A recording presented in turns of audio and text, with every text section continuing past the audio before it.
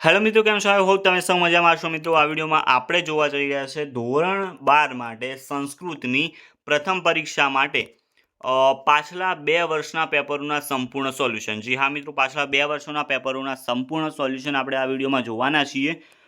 તમને ખ્યાલ આવી જશે કે કયા પાઠમાંથી અનુવાદ લેવામાં આવે છે. ઓકે, ફકરા જે આવે છે, પાઠના ફકરા હોય કે પછી જે હોય શ્લોકોના, કયા પાઠમાંથી આવે છે અનુવાદ, શ્લોક પૂર્તિમાં શું પૂછાય છે, વિકલ્પો કેવા આવે છે, પછી તો જે સમીક્ષાત્મક નોંધ, વિવરણાત્મક નોંધ છે એ કયા પાઠમાંથી લેવામાં આવે છે, એની તમામની જે તમારી સમજૂતી છે એ આ વિડીયોમાં મળવાની છે. અને ઘણી બધી વખત એ જ પાઠનું રિપીટ થતું હોય છે, તો તમારે આ બંને પેપર સારી રીતે તૈયાર કરી દેવાના છે જો વધુ માર્ક્સ લાવવા માંગતા હો તો. આની સિવાય સંસ્કૃત માટે આપણે આઈઈપી જે વિડીયો છે એ ચેનલ ઉપર છે જ, ન જોયો તો એક વખત ડિસ્ક્રિપ્શનમાં જોઈ શકો છો, ડિસ્ક્રિપ્શન ખોલીને જોઈ શકો છો, ત્યાં મળી જશે. અથવા તો ચેનલ ઉપર જઈને જોઈ શકો છો, કારણ કે એમાંથી ઘણું બધું આ વખતની તમારી પરીક્ષામાં પૂછાશે. બ્લુપ્રિન્ટ ઉપર ધ્યાન ન આપતા, બ્લુપ્રિન્ટ તમારી બદલાતી રહે છે, પરંતુ આપણો ગોલ હોવો જોઈએ પ્રશ્નો ઉપર તમામ જે મટીરિયલ અહીંયા મળશે એ સારી રીતે તમારે તૈયાર કરી લેવાનું છે. ચેનલ ઉપર ન હોય તો એક વખત ચેનલ સબસ્ક્રાઈબ કરી દો, કારણ કે તમારા માટે ઘણું બધું મટીરિયલ આ ચેનલ ઉપર મળવાનું છે. બોર્ડની એક્ઝામ સુધી સાથ આપણો રહેશે, તો એક વખત ચેનલ સબસ્ક્રાઈબ કરી દો. ચાલો આપણે પહેલું પેપર જોઈ લઈએ. વિભાગ નંબર 1 થી શરૂઆત કરી લઈએ. પહેલાં તો અનુવાદ પૂછાયેલું છે, તમે જોઈ શકો છો શ્લોકોનું. પહેલો શ્લોક પાઠ નંબર 1માં છે. તૈયાર સારી રીતે કરી દેજો. અહીંયા તમે જોઈ શકો છો. હવે પરીક્ષામાં કઈ રીતના પૂછાતું હોય છે, તો પાઠ નંબર 1નો કાં તો આ શ્લોક પૂછાય, કાં તો આ સિવાય કોઈ બીજો શ્લોક પાઠ નંબર 1નો જ પૂછાય. તો તમે પાઠ નંબર 1નું તમામ અનુવાદ જે છે સારી રીતે તૈયાર કરી લો તો સારું રહેશે, કારણ કે ઘણી વખત એ જ પાઠનો કોઈ અન્ય શ્લોક પણ તમારી પરીક્ષામાં આવી શકે છે, તો એ માટે તમે તૈયાર કરી શકો છો. બીજો શ્લોક છે પાઠ નંબર 3નો શ્લોક નંબર 2 અને ત્રીજો આપેલો છે, ભેગા આપેલા છે. અને ત્રીજો શ્લોક જે છે પાઠ નંબર 5નો શ્લોક નંબર 12 અને 13 અનુવાદ માટે આપેલા છે. તો તમે પહેલો પાઠ, ત્રીજો પાઠ અને 5મો પાઠ તૈયાર કરી લેજો, કારણ કે એ જ પાઠમાંથી ઘણી વખત શ્લોકોનું અનુવાદ પૂછાતું હોય છે. ઓકે, એના પછી સંસ્કૃત પ્રશ્નો જોઈ શકો છો. કહ ગોપતિ તો સૂર્ય, દુઃખ ભાગી કહ અસ્તિ તો દુરાચારા પુરુષ. પછી વિવરણાત્મક નોંધ છે મેધાહ પાઠ નંબર 1માં મળશે અને યુધિષ્ઠિર પાઠ નંબર 4માં મળશે. શ્લોક પૂર્તિ તમે મિત્રો અહીંયા જોઈ શકો છો. યથાકાષ્ટમયો અસ્તિ યચ ચર્મમયો મૃગ યશ વિપ્રોન્નધિનાય ત્રયસ્ત્રે નામ ધારકાહ. તૈયાર કરી લેવાનો છે ખાલી તમારે. આચારત લબ્ધે યાયુઃ આચારત ઇપ્સિતઃ પ્રજાઃ આચારત ધનમક્ષયમ આચારો હંત લક્ષણમ. આ રીતના તૈયાર કરવાનું છે, આ રીતના બોલવાનું છે. એના પછી વિકલ્પો અહીંયા આપેલા છે, તમે જોઈ શકો છો. દિવ્યમ યચક્રે તો મૂર્ધાનમ આવશે. આતુરસ્ય કહ મિત્રમ તો પિશક આવશે. તૃણથી વધારે વધનારું શું છે? ચિંતા. અચલતા કશ્ય ગુણ પૃથ્વામ. સર્વમ આત્મવશમ. અહીંયા આત્મવશમ ના આવે મિત્રો, આત્મવશમ સુખમ. એના નીચે વિભાગ નંબર બી આપેલો છે, જેમાં પાઠના અનુવાદ પૂછાતા હોય છે. પહેલો 12મા પાઠનો ફકરો છે. બીજો જે છે 13મું એ છે પાઠ નંબર 14નો ફકરો, અને છેલ્લે પાઠ નંબર 1નો ફકરો છે. તો હવે તમારે પાઠ નંબર 12, પાઠ નંબર 14 અને પાઠ નંબર 1 સંપૂર્ણ તૈયાર કરી લેવાના છે. અહીંયા પાઠ નંબર 11 હશે. ઓકે, પાઠ નંબર 11.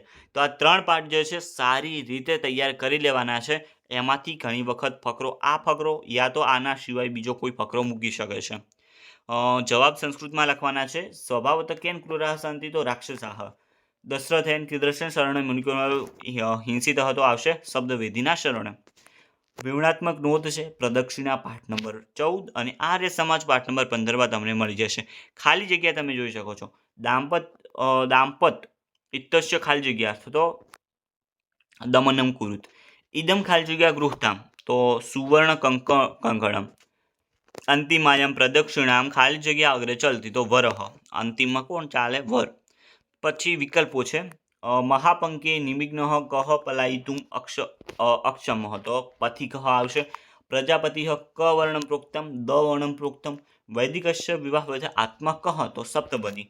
કિષ્કિંધા કેશામ નિવાસ તો વનોકસામ. ધેમધામ કાન ક્રેન પ્રકારને ગચ્છતી કાવ્ય શાસ્ત્ર વિનોદેન.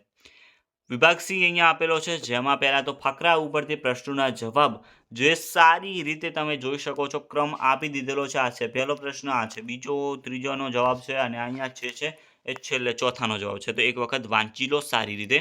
સમીક્ષાત્મક નોંધ મિત્રો તમે ખાસ જોઈ શકો છો. સમીક્ષાત્મક નોંધમાં જ્ઞાન પ્રાપ્તિના સાધન તરીકે ગુરુ પાઠ નંબર 3, યક્ષ યુધિષ્ઠિર સંવાદ પાઠ નંબર 4માં છે. પ્રજાપતિનો ઉપદેશ દ પાઠ નંબર 11માં મળશે. સંદર્ભ તમે જોઈ શકો છો, વેદાભ્યાસો હિ પંચદા પાઠ નંબર 2માં, કેવલાદો ભવતી કેવલાદી પાઠ નંબર 1 અને ધર્મ અર્થ કામ મોક્ષ ચતુર્વિદ્યા પુરુષાર્થ સંધિ પાઠ નંબર 14માં તમને મળી જશે. કાળક્રમે મિત્રો ગોઠવવાના હોય છે અને આ બહુ ટફ હોય છે. ઓકે, જો તમે પાઠ સારી રીતે તૈયાર કરેલો હોય, સારી રીતે સ્કૂલમાં રોજ ગયેલા હો તો તમને ખ્યાલ આવશે. જેમાં તમારે ક્રમમાં ગોઠવવાનું છે. તો અહીંયા તમે જોઈ શકો છો, પહેલું વાક્ય આવશે, બીજું આવશે, ત્રીજું આવશે અને ચોથું વાક્ય આવશે. વિભાગ ડી આવે છે. સંસ્કૃતમાં પ્રશ્નોના જવાબ લખવાના, જે તમે ટીક કરેલા જોઈ શકો છો, પહેલો, બીજો, ત્રીજો અને ચોથો. તો તમારે જોઈ લેવાના છે એક વખત. ગુજરાતી પ્રશ્નોમાં જવાબ લખવાના છે. યક્ષ બધા ભાઈઓને શા માટે જીવિત કરે છે પાઠ નંબર 4માં મળશે. મુસાફરને કાદવમાં ખૂંપેલું જોઈ વાઘ શું કહે છે, આ તમને પાઠ નંબર 12માં મળશે. અને કઈ રામનો વનવાસ કેમ માંગ્યો છે, જે છે આ તમને પાઠ નંબર 13માં મળશે. ઓકે, તો ચોથો પાઠ, 12મો પાઠ અને 13મો પાઠ. એના નીચે અર્થ વિસ્તાર કરવાનો છે. પાઠ નંબર 2માંથી બંને પૂછાયેલા છે. તો ઘણી વખત પાઠ નંબર 2માંથી જ કોઈ અન્ય અર્થ વિસ્તાર આવી શકે છે. તો એના માટે જો અનુવાદ તૈયાર કરેલું હશે, જો તમે શ્લોકનું અનુવાદ સારી રીતે તૈયાર કરી લેશો અને જો પરીક્ષામાં લખી શકશો, તો એના પછી તો અર્થ વિસ્તારમાં તો તમે ભૂક્કા કાઢશો. તો અનુવાદ તૈયાર કરવું જરૂરી છે. ખાલી જગ્યા તમે જોઈ શકો છો, માનવસ્ય મનઃ ખાલી જગ્યા વર્તતે હત પ્રતિષ્ઠમ, ખાલી જગ્યા સુખમ વસતે તો બહુમિત્ર કરહ, આચારહ ખાલી જગ્યા હંતિ તો લક્ષણમ. શ્લોકો જોડવાના છે તમારે. મોગમન વેદંતે અપ્રચિત, એમાં 3જા નંબરનું આવશે. સત્યમ બ્રવીની વધ એત સ તરય. યથાનામ મધુ સંયુક્તમ, તો એમાં ચોથું આવશે મધુ વાનિન સંયુક્તમ. સમૃદ્ધ કામો હિ નો વા, તો એમાં પહેલું આવશે નારાયણો પરો મુનિહ. ધન્યાના મુક્તમ દાક્ષમ, તો એમાં બીજું આવશે ધનાના મુક્તમ શ્રુતમ. એના નીચે વિભાગ ઈ આવે છે, જે તમારે પાઠના છેલ્લે જે સંસ્કૃત સાહિત્ય હોય છે એમાંથી સંપૂર્ણ વિભાગ ઈ હોય છે. પરિચયાત્મક રૂપ, ગૃહસૂત્ર, મહાભારત અને રઘુવંશ, 3 તૈયાર કરી દેવાના છે. ન્યાય લખવાનો છે, અગ્નિશિખા ન્યાય અને ઉપસર્ગ ન્યાય, તો બંને તૈયાર તમારે સારી રીતે કરી દેવાના રહેશે. અહીંયા વિકલ્પો આપેલા છે જે સંસ્કૃત સાહિત્યમાંથી પૂછાતા હોય છે. માણસની અંદર કુદરતે ગમે તેટલી શક્તિ ભરી હોય, પણ તેની બહાર કાઢવાનો કોઈ ઉપક્રમ કરવામાં ન આવે તો તેનો કોઈ મતલબ રહેતો નથી. અને આ ન્યાય જે છે એ છે ઇક્ષુરસ ન્યાય. જ્યાં કોઈ પાત્રતા જ ન હોય, ત્યાં કોઈ વસ્તુ પહોંચાડવામાં આવે તો તે બિન ઉપયોગી બની રહે છે. અને આ જે ન્યાય સૂચવે છે એ છે ઉષરવૃષ્ટિ ન્યાય. અહીંયા એક ઉદાહરણ આપેલું છે અને પંક્તિમાં કયો છંદ છે, તો એ છે શિખરણી છંદ. આર્યા છંદમાં કુલ કેટલી માત્રા હોય છે, તો 57 માત્રા એમાં હોય છે. જ્યાં એક જ વાક્યમાં અનેક અર્થોનો બોધ હોય તો એને શ્લેષમ અલંકાર કહે છે. અહીંયા પંક્તિ આપી છે અને પંક્તિમાં અલંકાર કયો છે, તો એ આવશે વ્યાજસ્તુતિ અલંકાર. અશ્વિની કુમારોએ કયા ઋષિને વૃદ્ધત્વ દૂર કરી નવ યૌવન પ્રદાન કર્યું હતું, તો ચ્યવન ઋષિ. આચાર્ય સુશ્રુતના પ્રસિદ્ધ ગ્રંથનું નામ આવશે સુશ્રુત સંહિતા. અને છેલ્લે 2 આપેલા છે કે બાલ ચિકિત્સાના પ્રવર્તક આચાર્ય તમારે જણાવવાના છે. આની તમારે મિત્રો નીચે કોમેન્ટ કરવાની છે અને જે સાચો જવાબ આવશે અને કોમેન્ટ આપણે પિન કરી દઈશું, તો એની કોમેન્ટ કરવાની છે. 58મો છે, નીચેનામાંથી કોને વેદનું અંગ માનવામાં આવે છે, તો એ આવશે જ્યોતિષ શાસ્ત્ર.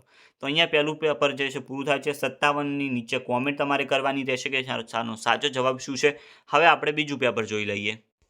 હવે મિત્રો અહીંયા બીજું પેપર આપેલું છે, જેનો વિભાગ એથી આપણે શરૂઆત કરી લઈએ. એ પહેલાં ચેનલ હજુ સુધી જો સબસ્ક્રાઈબ ન કરી હોય તો એક વખત જરૂરથી કરી લેજો, કારણ કે આમાંથી તમને આ ચેનલ ઉપરથી ઘણું બધું મટીરિયલ મળશે જે તમારી પ્રથમ પરીક્ષા માટે બહુ ઇમ્પોર્ટન્ટ છે. તો એક વખત સારી રીતે ચેનલ જે છે એ સબસ્ક્રાઈબ કરી દો. વિભાગ એ જે છે, પહેલા વિકલ્પો આપેલા છે. માનવસ્ય મનઃ કીદર્શ વર્તતે હત પ્રતિષ્ઠમ, વેદાભ્યાસો હિ પંચદા, કહ ગોપતિ સૂર્ય મિનઃ કે મૃતમ રુચતિ તો બળિશય કેશામ જનાનામ પરાભવ અપી ઉત્સવ ભવતિ તો માનિનામ લક્ષ્મીપતિ લક્ષમ કિમ તો કારમુક. ધન સંપત્તિમાં ઉત્તમ શું છે, તો જ્ઞાન ઉત્તમ છે. યથા પ્રજ્ઞમ મેં પ્રશ્નાન પ્રતિ વક્ષામી, આ વાક્ય કોણ બોલે છે, યુધિષ્ઠિર બોલે છે. પ્રજાપતિએ ક વર્ણમ પ્રોક્તમ, તો ધ વર્ણમ.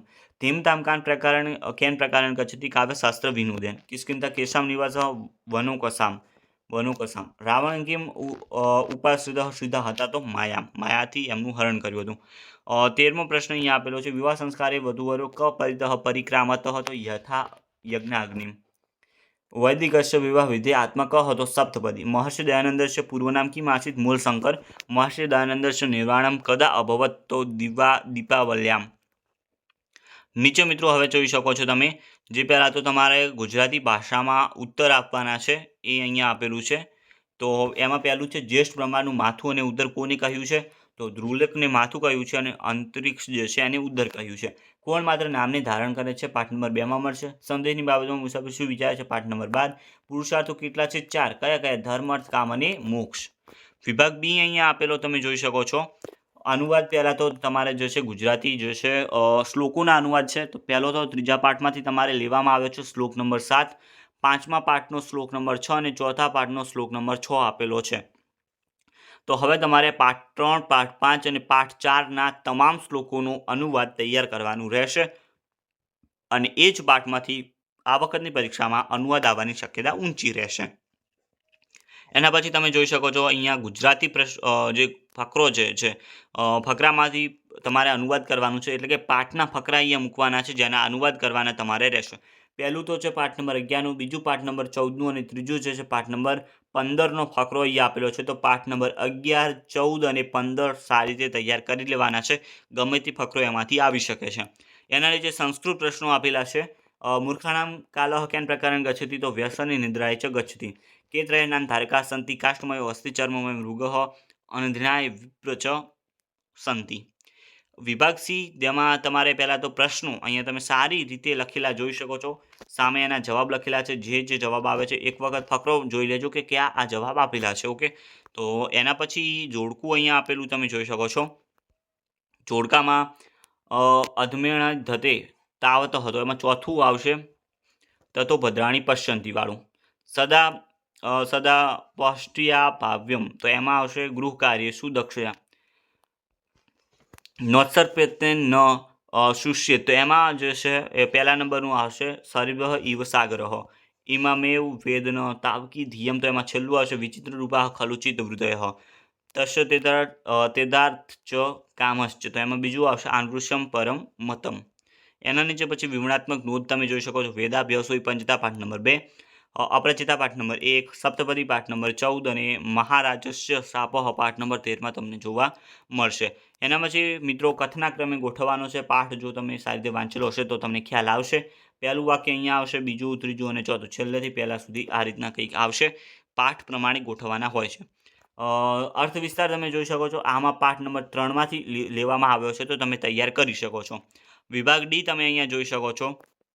સંદર્ભ પહેલાં તો સમજાવવાની છે. કેવલાદી ભૌતિક કેવલાદી પાઠ નંબર 1, વિચિત્ર રૂપા ખલુચિત હૃદય પાઠ નંબર 4 અને આનૃષ પરો ધર્મ પરામાર્થ તે મતમ પાઠ નંબર 5માં તમને મળશે. ઓકે, અને અહીંયા જે છેલ્લા 3 જે છે આપેલા છે પાઠ નંબર 14માં તમને જોવા મળશે. તો સારી રીતે તમારે તૈયાર કરી લેવાના છે. એના નીચે પછી સમીક્ષાત્મક નોંધ તમે અહીંયા જોઈ શકો છો. પ્રકૃતિના તત્વોમાંથી દત્તાત્રેયને પ્રાપ્ત થયેલો બોધ પાઠ નંબર 3, દ્રૌપદીની મનોવ્યથા પાઠ નંબર 4, લોભવૃત્તિનું પરિણામ પાઠ નંબર 12 અને પ્રજાપતિનો ઉપદેશ જે છે એ પાઠ નંબર 11માંથી મળી જશે. શ્લોક પૂર્તિ કરવાની છે. પાઠ નંબર 1ની અહીંયા પૂછેલી છે. સુસાર્થી નામ જે છે સુસાર્થી નામ ન્યૂઝ જે છે સંકલ્પ મસ્તુ સુધીની પાઠ નંબર 1ની છે તૈયાર કરી લેવાની છે. વિભાગી જે સંસ્કૃત સાહિત્યમાંથી તમારે આવતું હોય છે, જેમાં પહેલો તો પરિચયાત્મક નોંધ મહાભારત ગૃહસૂત્ર અને કુમાર સંભવમ. હિતોપદેશ જે પરિચયાત્મક નોંધ તૈયાર કરવાની છે. ન્યાય, આમાં ઇક્ષ્યુરસ ન્યાય પૂછ્યો છે. છંદ અને અલંકાર તમારે સારી રીતે સમજાવવાના રહેશે. ગુજરાતી પ્રશ્નોના ઉત્તર ગુજરાતીમાં લખવાના છે. અલંકાર એટલે શું અને કાવ્યમાં એનું મહત્વ સમજાવવાનું છે. વેદાંગો કેટલા છે? 6 છે. કયા કયા છે? શિક્ષા, કલ્પ, વ્યાકરણ, નિરુક્ત, છંદ અને જ્યોતિષ. કલ્પશાસ્ત્ર એટલે શું અને એના 4 જે ભાગ અહીંયા લખેલા છે: સ્ત્રોતસૂત્ર, ગૃહસૂત્ર, ધર્મસૂત્ર અને શુલ્વસૂત્ર. તો મિત્રો અહીંયા સંસ્કૃતના તમારા પાછલા 2 વર્ષોના પેપરોના સોલ્યુશન પૂરા થાય છે.